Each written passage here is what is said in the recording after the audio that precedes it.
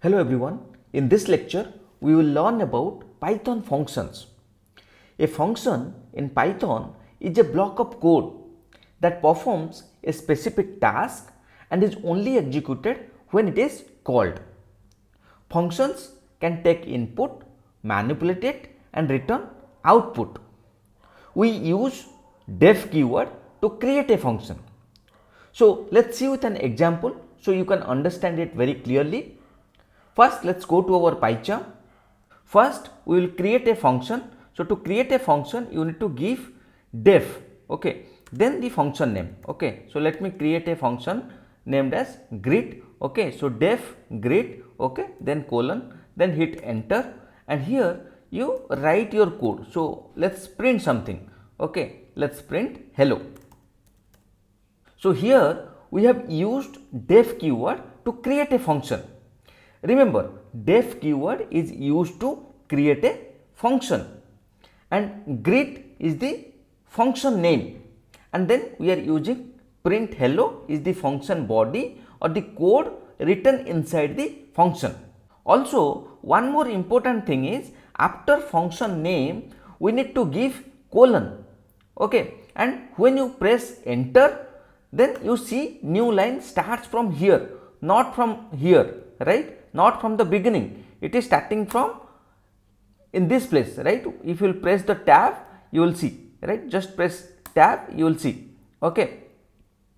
So your line starts from here, that means whatever you are writing from here, that is part of the function. If you will write something from the start, let's say from here, let's say print after function, okay, so that is not part of your function, that is out of your function, okay. So this is your code indentation which we have learned in our for loop and all, okay. So code indentation is very important when you are writing a function. Make sure whatever you want to write part of your function, it should start from here, okay, start from here, not from the beginning, okay. To ensure that, what you always should do, you can just after your colon, right, just press enter, okay. See, it is inside your greet function, okay. This is your out of your greet function, outside of your greet function, okay. For now let me just comment this line. So you understood how to create a function. Now let's try to run this code, okay. Right click, run it. So see, we don't see any output here. Why? It is because creating a function doesn't mean we are executing the code inside it, okay. It means the code is there for us to use if we want to, but till now we have not used it. So let's see how we can use it. So basically, to use it we need to call this function. Then how we will call this function? We just need to write greet function here. We just need to write greet function, okay, that's all. Now let me execute.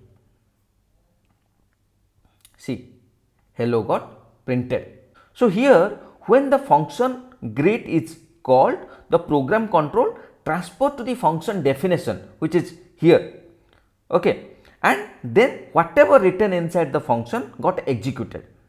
So here we have only one print statement, that is hello, and that got printed. Now let's learn about Python function arguments, okay. So arguments are the inputs given to the function. Arguments are specified after the function name inside the parenthesis. We can add as many arguments as we want, we just need to separate them with a comma. So in this function let us pass an argument, okay. So we have a function greet and let me pass a argument name here, okay, and what we will do here, print hello, then I will put a comma name, okay. Now you see we need to call this function, right. So when you will call it, you will pass the particular value, let's say I am passing Rakesh, okay, and now let's execute it. See what it printed, hello Rakesh. So here we have a function greet where you have a argument name, okay, and here what we did, we passed Rakesh as an argument to the greet function, okay. We can also pass different arguments in each call, making the function reusable and dynamic, okay. So we can write something like this, greet, okay, and you give some other name, let's say Sonam, okay. Now let me execute it. See, hello Rakesh, hello Sonam. So one function, but whatever value you want to pass, right, to that argument you can pass, and that will get printed, okay. So that's how you can reuse the same function, okay. Now let's see how to add multiple arguments to a function. Also we'll see how to use return statement in a function, okay. So for now let me just comment out this, okay. So we'll create one more function, okay. So for that we'll start with def, okay. Let's say we'll create one more function named as addition, okay. And here what we'll do, we'll take two arguments, let's say number 1 and number 2, okay. Basically we want to add these two numbers, okay. So what we'll do, what is the logic we'll write, we'll say, let's say sum value, okay, is equal to num1 plus num2, okay. Then what we'll do, we'll say print sum value is, okay, you pass this, okay. Now we have written this function, we didn't call it, we need to call it, right. So to call it, what we will do, we will just write this function name, okay, and we will pass whatever argument we want. Let's say we want to add 10 and 15, okay. And now let me execute it. See, sum value is 25. So here we have two arguments, number 1 and number 2, and we are adding them and storing in a third variable, that is sum value, okay. And then we are printing the same sum value, okay.